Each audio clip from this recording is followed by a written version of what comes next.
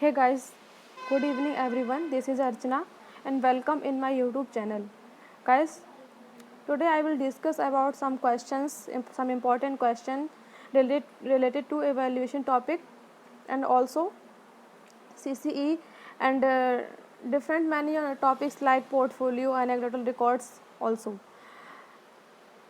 So let's start now. आपका first question है the term comprehensive means in CCE. Guys CCE का मैंने concept बहुत अच्छे से आपको समझाया था वीडियो में. तो CCE का जो फुल फॉर्म है that is continuous comprehensive evaluation. The word comprehensive means इस क्वेश्चन में जो पूछा गया है तो वर्ड जो आपका सेकंड CA से क्या मतलब है. तो मैंने आपको समझाया था कि कॉम्प्रिहेंसिव मीन्स स्कॉलिस्टिक एंड को स्कॉलिस्टिक डेवलपमेंट बोथ. ओके, तो इसका जो राइट आंसर है that is fourth. Okay, next question. Which of the following actually they we have to find out the true statement here. So which of the following statement is true? First, all formative tasks are meant for assessment. जितने भी आपके formative task होते हैं वो सिर्फ और सिर्फ उनका क्या पर्पस जो होता है वो असेसमेंट करने के लिए होता है. क्या ये सच है कि नहीं? सेकंड है formative assessment to be effective must be conducted only after teaching a lesson. सिर्फ क्या जो आपके फॉर्मेटिव असेसमेंट है क्या सिर्फ और सिर्फ एक लेसन को पढ़ाने के बाद ही कंडक्ट करने चाहिए? नो.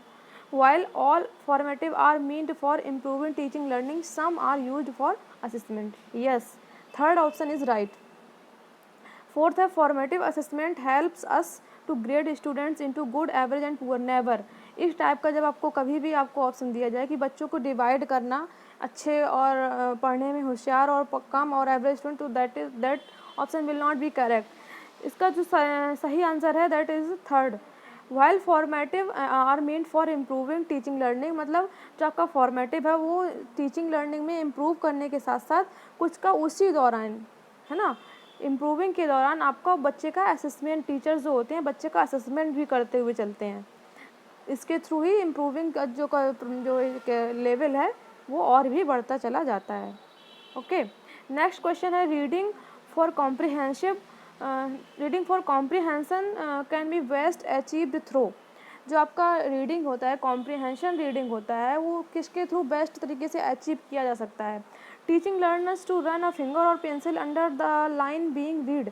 मीन्स जो बच्चा होता है वो कॉम्प्रिहेंसिव जो आपका पैराग्राफ होता है उसके ऊपर सिर्फ और सिर्फ फिंगर और आप पेंसिल या तो उंगली अदरवाइज पेंसिल को अंडरलाइन करते हुए चले. नो. नेक्स्ट है asking the question to read the text aloud. No. Next है helping learners to speak words softly while learning. Okay, इसको रख सकते हैं अभी, लेकिन नेक्स्ट ऑप्शन देखने के बाद.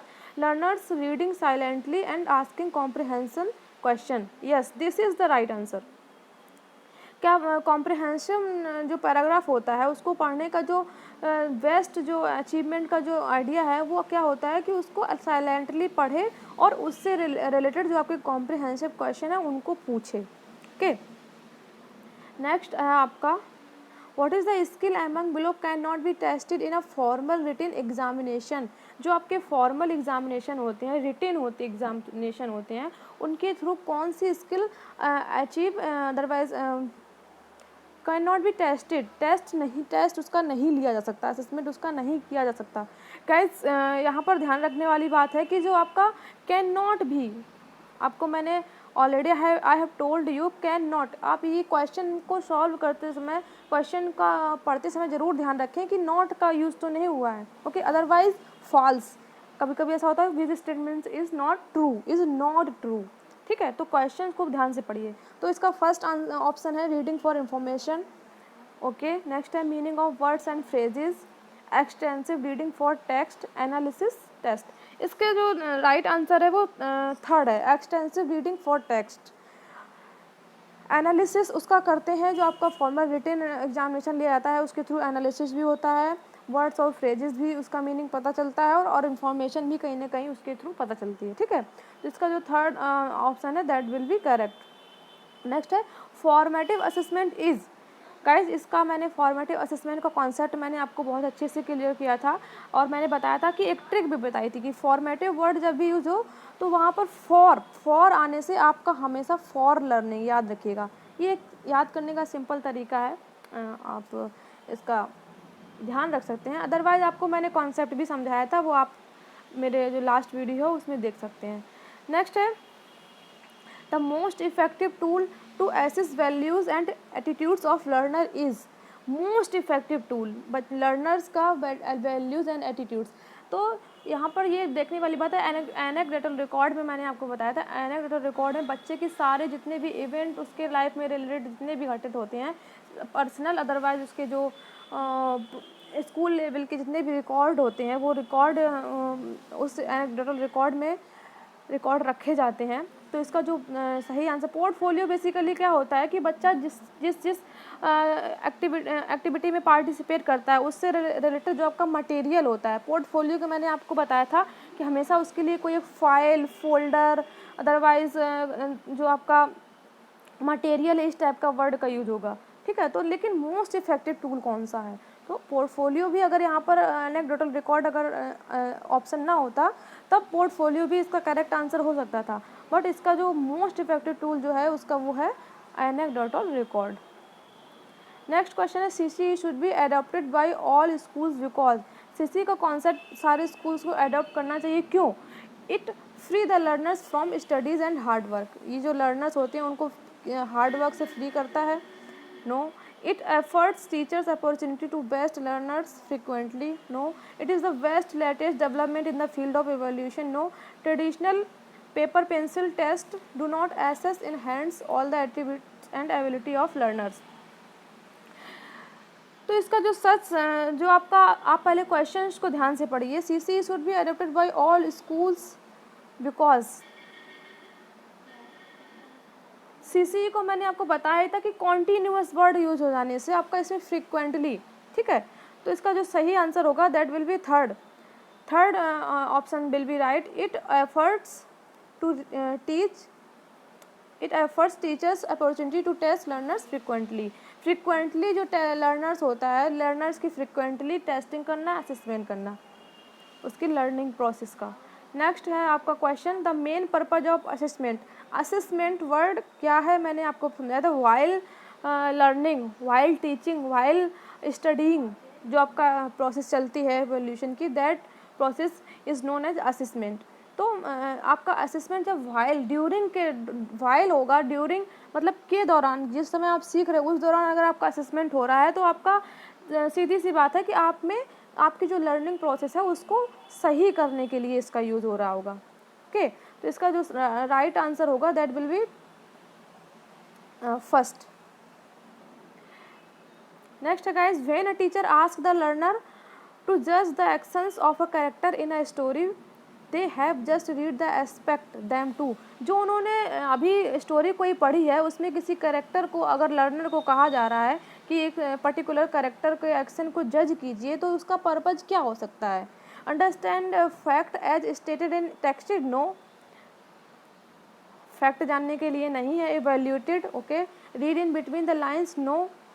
क्रिटिकली एनालिसिस द कैरेक्टर को क्रिटिकली एनालिसिस, नो। इसका जो राइट आंसर होगा दैट विल बी सेकेंड, मतलब उसका इवैल्यूएशन करने के लिए जो उसका एक्शन, कैरेक्टर्स जो आपका कैरेक्टर पर्टिकुलर कोई कैरेक्टर उसके एक्शन का को जज करने का जो पर्पज होगा वो होगा इवैल्यूएटेड, ओके। नेक्स्ट है one of the main objective of CCE. CCE का मेन ऑब्जेक्टिव जो है उनमें से कौन सा है? To conduct more and more test, no. मतलब सिर्फ और सिर्फ बहुत ज़्यादा टेस्ट को कंडक्ट करवाना, no. To test every aspect of learners development, okay. Deemphasise memorisation, no. To deemphasise मतलब आपकी मेमोराइजेशन को डी एम्फेसाइज करना, स्मरण जो आपकी क्षमता होती है उसको कम करना, no. To make sure the learner do not forget what they have read, no. इसका जो सही आंसर होगा that will be second. To test every aspect of learners. Guys अभी मैंने आपको फर्स्ट क्वेश्चन में भी बताया कि CCEC कॉम्प्रिहेंसिव का मतलब है कि every aspect of learners can be assess in CCE concept, okay. Next आपका जो क्वेश्चन है दैट इज स्पीकर। आपका स्पीकर है जो आपसे क्वेश्चन कर रहा है, सपोज दैट आप स्पीकर हैं और मैं आप स्पीकर फर्स्ट हैं और मैं स्पीकर सेकेंड हूँ। आपने मुझसे पूछा where are you from, I have replied Kashmir. Okay, ये एक सिंपल सा एक एक्टिविटी है जो आपने और मैंने की। अब इससे रिलेटेड आपको क्वेश्चन किया गया। क्या क्वेश्चन किया गया? Let be see. During the assessment of students speaking listening skills ma'am would be deducted during this exchange for. किस इसमें कौन से स्पीकर को, speaker first otherwise speaker second, दोनों की स्पीकिंग स्किल जो है आपकी स्पीकिंग और लिसनिंग स्किल को उन्होंने ऑब्जर्व किया असेसमेंट के दौरान, और इसमें से उनको किसकी स्पीकिंग स्किल नहीं सही लगी जिसकी वजह से वो उनको डिडक्टेड मतलब हटा देंगी। किसको बताइए? फर्स्ट स्पीकर ने पूछा where are you from, second ने बोला कश्मीर। तो इसका जो सही आंसर होगा guys that will be second. मैं आपको बता दूं कि उसका आंसर सेकंड सही होगा, क्योंकि आपके जो WH फैमिली के जितने भी वर्ड होते हैं, है ना, WH family you know very well, who है, वेयर है, वाई है ना, जितने भी आपके वर्ड हैं WH फैमिली के, इनका रिप्लाई जब भी हम करेंगे तो पूरा कंप्लीट आंसर होना चाहिए। जैसे कि उसने पूछा वेयर आर यू फ्रॉम, तो उसको बोलना चाहिए I am from Kashmir, no कि सिर्फ कश्मीर, यस और नो में भी नहीं। इज जो आपके हेल्पिंग वर्ब से स्टार्ट होने वाले क्वेश्चंस होते हैं उनका रिप्लाई यस और नो में करना चाहिए। ओके, तो आप हमेशा ध्यान रखिएगा। तो इस टाइप के क्वेश्चंस भी आपके एवेल्यूशन जब आपका असेसमेंट होता है, ऐसे आप नॉर्मली जनरली आप बोल सकते हैं, लेकिन आपको स्पीकिंग के दौरान अगर आपका असेसमेंट हो रहा है, अदरवाइज आपके लिखने के पैटर्न में आपको हमेशा याद रखना है इस कॉन्सेप्ट को। नेक्स्ट है असेसमेंट जो है आपका, फर्स्ट ऑप्शन है should be done in terms of marks, सिर्फ मार्क्स को टर्म करने के लिए होना चाहिए। Should be based on objective type written task, क्या आपका असेसमेंट है वो ऑब्जेक्टिव टाइप रिटन टास्क पर बेस्ड होना चाहिए। Otherwise should be undertaken as a separate activity, इसको एक सेपरेट एक्टिविटी मानना चाहिए लर्निंग से हटकर। Should be a part of the teaching learning process, yes actually the fourth answer is right.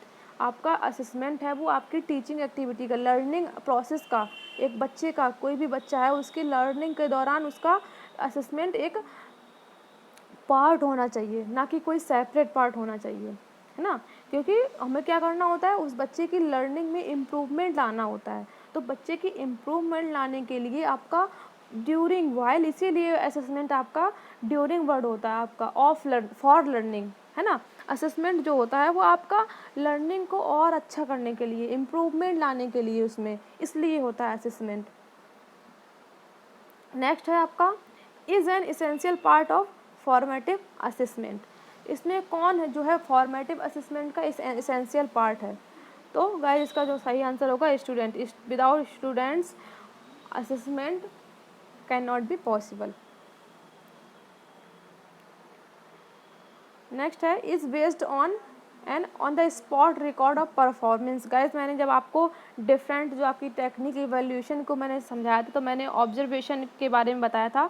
Observation जो होता है वो on the spot record of performance, on the spot मतलब जिस दौरान आप कोई एक्टिविटी कर रहे हैं उसी दौरान आपका जब आपके एक्टिविटी का रिकॉर्ड किया जाए, है ना, किसी भी वे में, आपका DVD में, अदरवाइज ऑडियो वीडियो, कैसे भी आपका हैंड रिटन आप डायरी में रिकॉर्ड कर सकते हैं अपने बच्चा को, या कोई बच्चा है उसकी एक्टिविटी को, तो ऑन द स्पॉट सामने देखते हुए, जो जिस समय वो एक्टिविटी हो रही उसी दौरान उसको देखते हुए रिकॉर्ड करना, that activity is known as observation, right.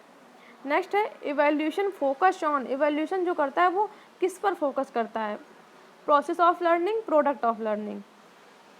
तो इवैल्यूएशन को मैंने आपको बताया था कि इवैल्यूएशन जो होता है वो जजिंग मतलब जज का लास्ट मोमेंट में, जो आपका ओवरऑल जो आपका थ्रू आउट द ईयर जो असेसमेंट, जो आपकी एक्टिव लर्निंग का जो एक टेस्ट होता है वो जाना जाता है असेसमेंट के रूप में। लेकिन इवैल्यूएशन आपकी एक लास्ट एक्टिविटी है, जो आपके लास्ट ईयर जो आपका एंड ऑफ द ईयर होता है, उस दौरान इवैल्यूएशन आपके अंदर कितने वैल्यूज़ डेवलप हुए, कितने एटीट्यूड्स डेवलप हुए, अदरवाइज आपने जो अपना एक जो भी आप कोर्स कर रहे थे उस कोर्स के जो पर्पस थे वो कितने फुलफ़िल हुए, और आपके कैरेक्टर्स जो आपका नैतिक विकास कितना हुआ, चारित्रिक विकास कितना हुआ, साथ ही साथ नंबर्स का भी इसमें रहता है। तो इवैल्यूएशन क्या होता है, प्रोडक्ट ऑफ लर्निंग, मीन्स जो लर्निंग का जो प्रोडक्ट बन के तैयार हुआ वो कैसा, मैंने आपको समझाया भी था, ठीक है। जो इवैल्यूएशन है वो प्रोडक्ट पर ध्यान देता है, फाइनली प्रोडक्ट आपका कैसा बनकर तैयार हुआ। और प्रोसेस मतलब ड्यूरिंग के दौरान प्रोसेस होता है ना, तो वो होता है असेसमेंट। नेक्स्ट है in assessment of learning, learning के असेसमेंट में learners knowledge is assessed, learners skills are assessed, learners attitudes are assessed, all of the. इसका आप समझ ही गए होंगे, इसका fourth option is correct. Which of the following assessment is true, कौन सा जो स्टेटमेंट है वो सही है। Formative assessment to be effective must be conducted only after teaching a lesson, सिर्फ और सिर्फ जो आपका फॉर्मेटिव असेसमेंट है वो सिर्फ और सिर्फ एक लेसन को पढ़ाने के बाद, ख़त्म करने के बाद ही होना चाहिए। No, this is not correct actually. Next है most of the formative task are meant for improving teaching learning but some can be used for assessment, 100% right.